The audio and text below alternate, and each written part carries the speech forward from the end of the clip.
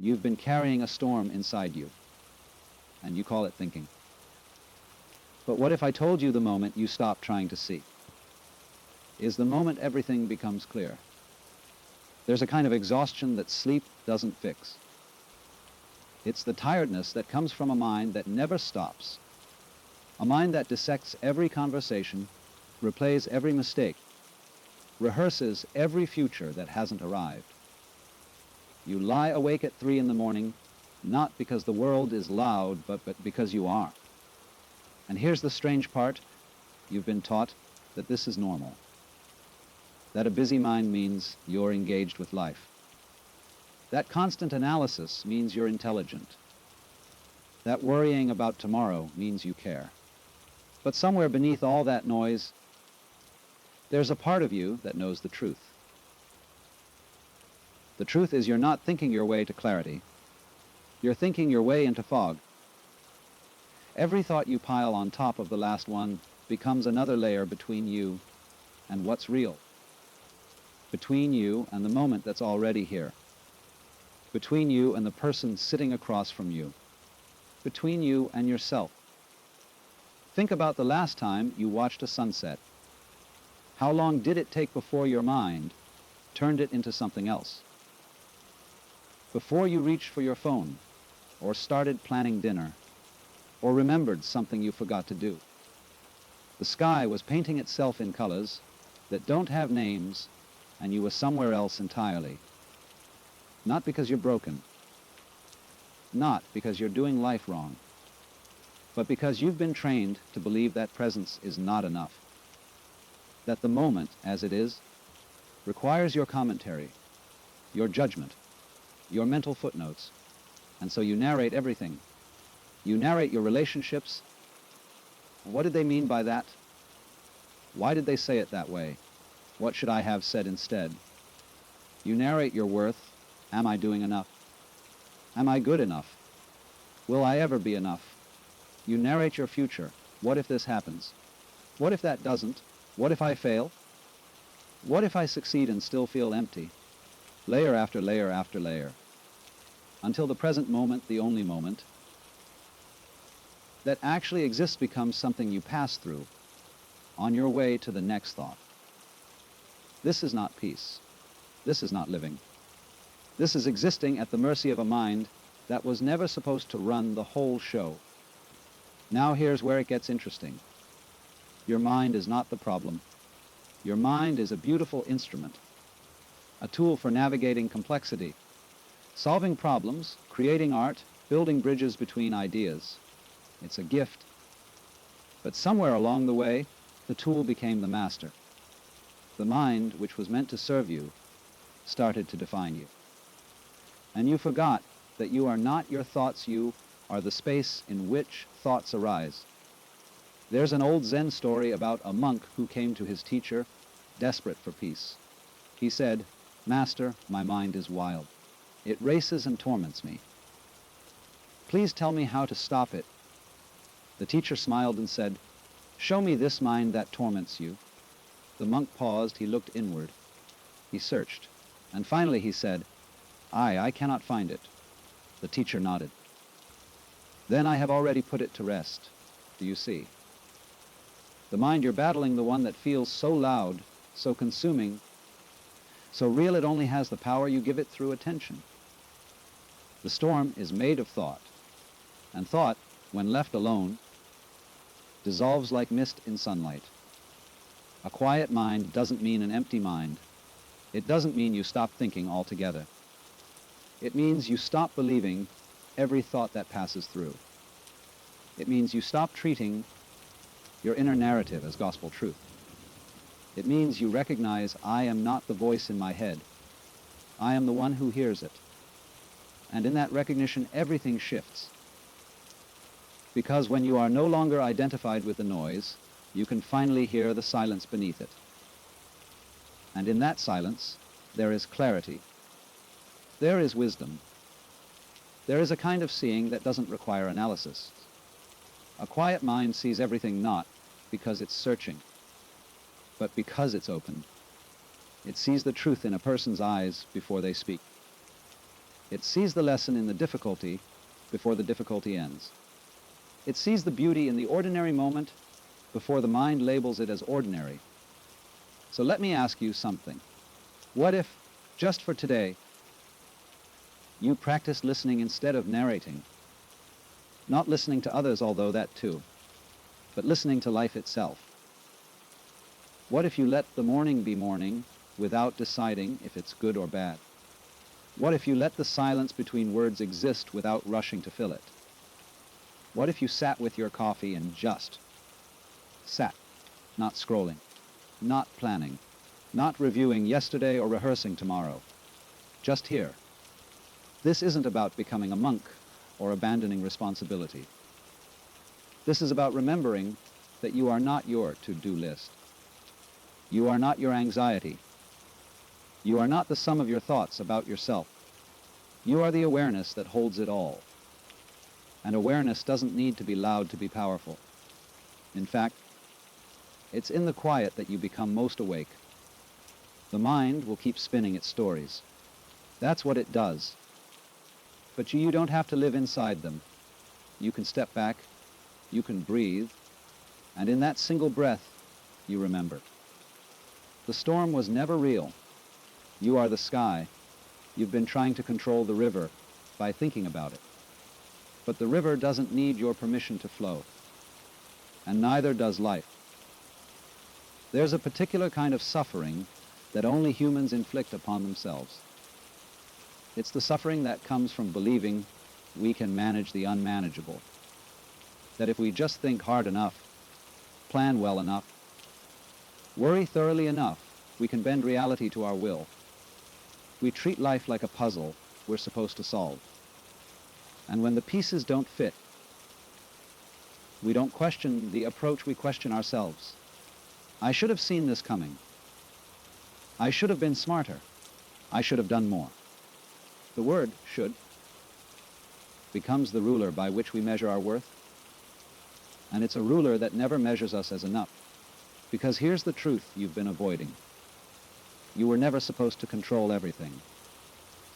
In fact, you can't control most things. You can't control how others feel about you. You can't control whether your plans unfold as imagined.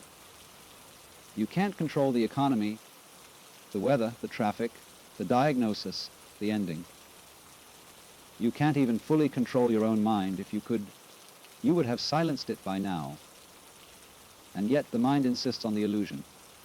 It replays the past, searching for the moment you could have changed things.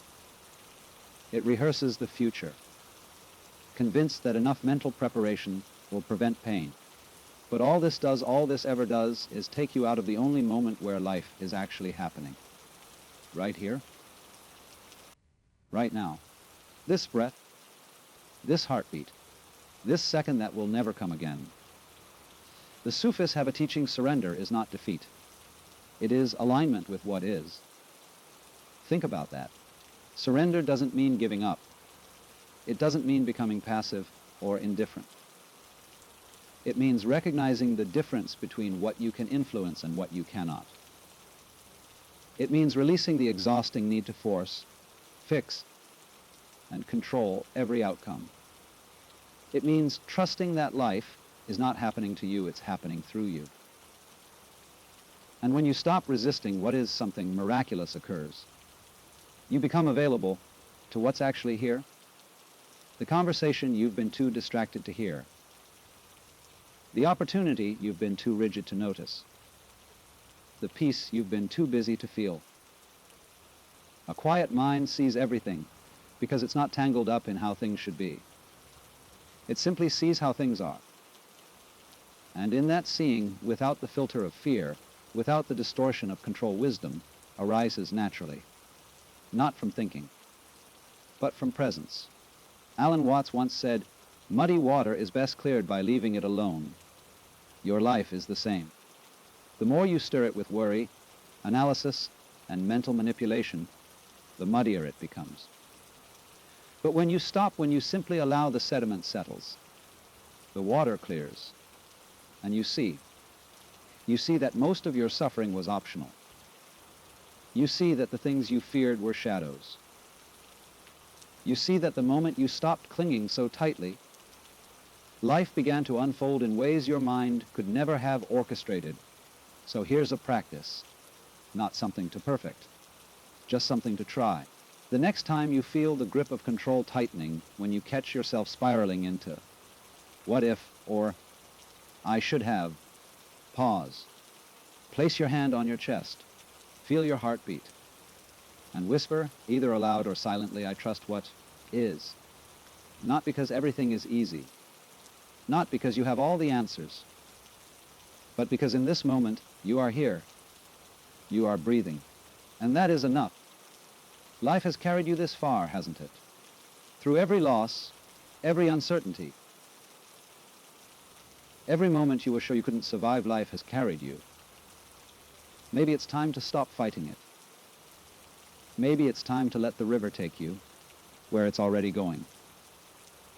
Control is the exhausting illusion that you're separate from life. But you're not separate. You are life.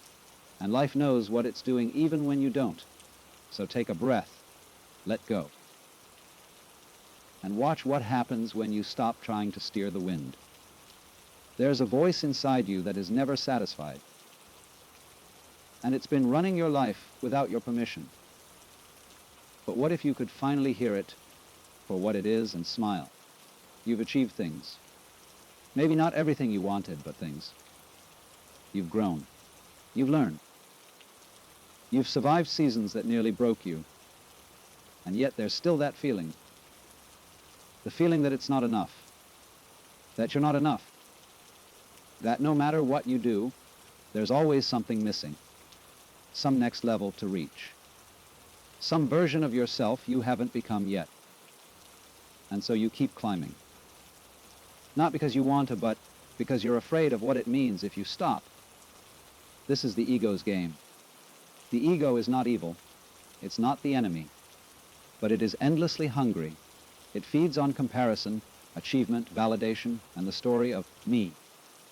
It whispers. You'll be happy when you get the promotion. You'll be whole when you find the relationship. You'll be worthy when you finally look the way you're supposed to.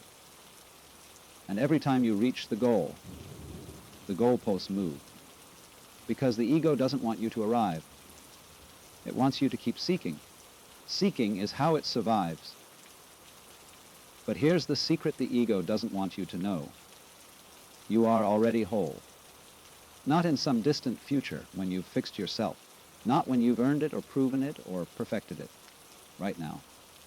As you are. Whole. The idea that you're incomplete is not a fact, it's a story. A story you've been telling yourself for so long that it feels like truth. But a quiet mind sees through the story. It recognizes that the self you're trying to build, protect, and improve is nothing more than a collection of thoughts and memories, a mental construct. Useful, yes, but not ultimate. Beneath the ego's narrative, beneath the endless striving there, is something untouchable. Call it awareness. Call it presence. Call it the soul. It doesn't need to be improved because it was never broken. It doesn't need to be validated because it doesn't doubt itself. It simply is. And when you rest in that, the hunger stops. Not because you've finally gotten everything you wanted, but because you've realized you were never actually lacking. Practical reflection. Try this. Sit quietly for just 2 minutes. Close your eyes. And ask yourself, who am I without my story? Without your name, your job, your accomplishments, your failures, your roles, who are you? Don't search for an answer. Just sit with the question. Let it dissolve the walls you've built around yourself. And notice what remains. That quiet presence that is you. Not the voice that narrates. Not the identity that clings. But the awareness that's been watching all along. The ego will keep spinning its tales. That's okay. Let it. But you don't have to believe them anymore. You can listen. You can smile. And you can return again and again to the stillness that knows. You were never the story. You are the space in which the story unfolds, and that space is infinite. Everything you've been searching for is waiting in the place you keep running from. Silence, stillness, the quiet mind. We live in a world that worships noise, productivity, progress, positivity, performance. We've been conditioned to believe that stillness is laziness, that silence is empty, that a mind at rest is a mind wasting time. And so we fill every gap. We scroll when we're bored. We speak when we're uncomfortable. We plan when we're uncertain. We do anything to avoid simply being. Because being without distraction forces us to face what we've been avoiding, the grief we haven't processed, the fear we haven't named, the truth we haven't spoken. The quiet terrifies us not because it's empty, but because it's full. Full of everything we've been too busy to feel. But here's what the mystics have known for centuries. Stillness is not absence. It is presence in its purest form. It is the ground from which all wisdom arises. When the mind is quiet, you don't lose intelligence, you gain clarity. You see without distortion. You feel without drama. You respond without reactivity. A quiet mind sees everything not because it's learned more, but because it's stopped filtering life through fear and ego. It sees the flower as it is, not as a symbol of something else. It sees the person as they are, not as a projection of past wounds. It sees the moment as sacred, not as something to get through on the way to better. This is the wisdom the world has forgotten, that you don't need more information. You need less noise. You don't need more strategies. You need more space. You don't need to become someone new. You need to remember who you've always been beneath the chaos. Practical reflection. So let me leave you with this. What if you gave yourself permission just once a day to do absolutely nothing? Not meditation, if that feels like pressure. Not journaling, if that feels like work. Just nothing. Sit by a window. Lie on the floor. Stand in your doorway and breathe. No goal, no outcome. No self-improvement agenda. Just you meeting yourself in the stillness. At first, it will feel uncomfortable. Your mind will protest. It will offer you 1,000 reasons why this is a waste of time. Let it protest. Stay anyway, and slowly, gradually, you'll begin to notice something. The noise wasn't protecting you. It was drowning you. And the quiet you feared was the doorway to everything you've been longing for. Peace, clarity, freedom, yourself. A quiet mind sees everything, not because it's searching, but because it's stopped looking away. It sees the beauty you've been too busy to notice. It sees the love you've been too defended to receive. It sees the truth you've been too afraid to speak. And most of all, it sees you. Not the version you think you should be, but the one you already are, whole, enough. Here, so take a breath, let the noise fall away, and for just this moment be still. The world will wait, and you will finally see everything.